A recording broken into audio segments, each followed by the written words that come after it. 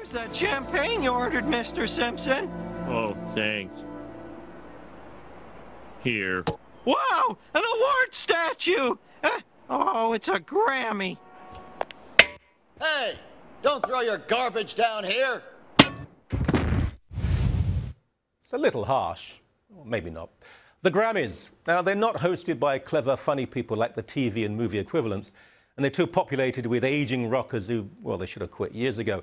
But they're just as political and ludicrous as the Oscars and the rest.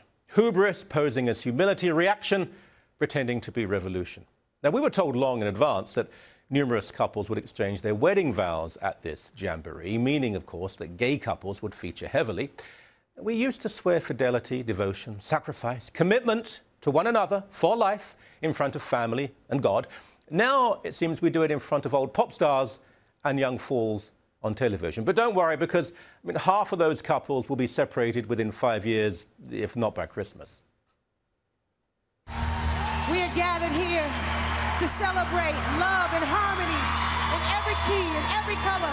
As I look out on this audience, I'm delighted to see the faces of 33 couples who've chosen this moment to celebrate their vows with us here in Los Angeles, and everyone watching around the world as witnesses. It is my distinct honor to now ask our participants to exchange rings, to signal their commitment to one another and to a life shared together with the music of love. Will you please exchange rings? Do you each declare that you take each other as spouses? By the power vested in me by the state of California, I now pronounce you a married couple! Sorry, deep breaths. Trying to control myself. That was very, very moving. Now, nothing cheap or exploitative about that, of course. And singing the morbid anthem to all this was the agitated egotist Macklemore, whose real name is actually Ben Haggerty. And he's worth getting on now for $20 million. Well done, sir. He's Irish-American, and he was raised, very nice this, in a loving, stable, safe, middle-class family. Even so, he developed a drugs and drink habit because, well, that's what spoilt multimillionaires do, isn't it? He told us that Catholics were hateful, that we were all frightened of something or other, and then of how brave he was for thinking just like all of the other people around him thought. Lots of white teenager types dancing on the floor around him, screaming, and an obese girl singing that she keeps me warm and that she couldn't change even if she wanted to. I think she was referring to a Snickers bar, but I'm not entirely sure.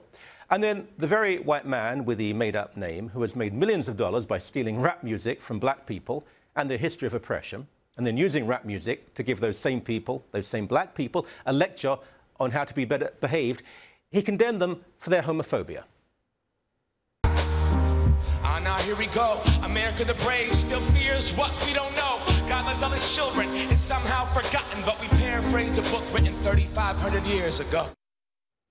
3,500 years ago. Wow. I thought the New Testament was more recent than that, but he made some dreadful and offensive generalizations. And, you know, maybe, just maybe, members of the black community are well aware of certain issues within their own culture, but he didn't listen to this at all because he sang for Hollywood and the super rich and the elites and powerful liberals who are convinced that same-sex marriage is the only issue that matters. Well, it's not, my friend. It's not. Many of us we totally reject anti-gay attitudes. We deplore the treatment of gay people in parts of Africa, most of the Islamic world and other nations. But we believe marriage is not a human right, but a social institution.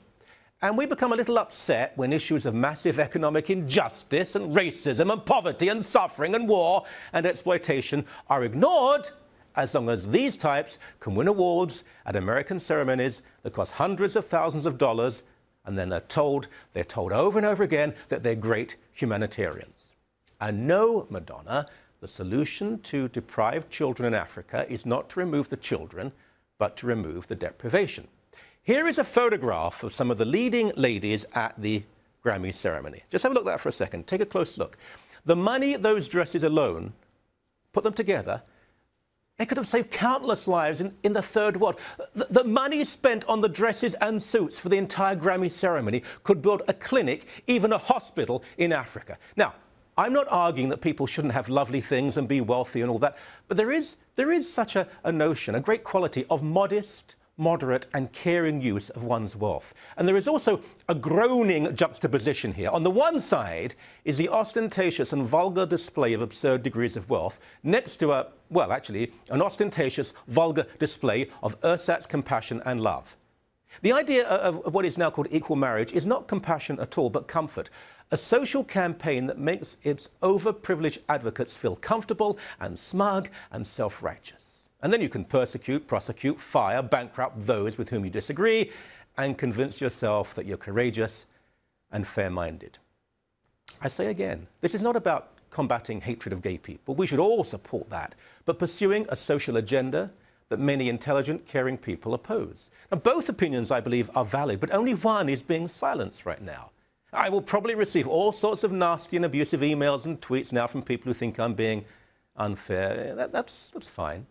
I will not refrain from condemning horrendous self-indulgence and acute hypocrisy just because it's fashionable and powerful. But please, please, in the name of the living God, do not set Madonna on me. Can we have a look at the photograph, please? Can we see the photograph? Can we have it full frame? Is that possible? Because you promise you won't do that? Well, thank you, bless you. Because if you do, if you allow her into my nightmares, I won't be the same man ever again. Now at least I can sleep safely.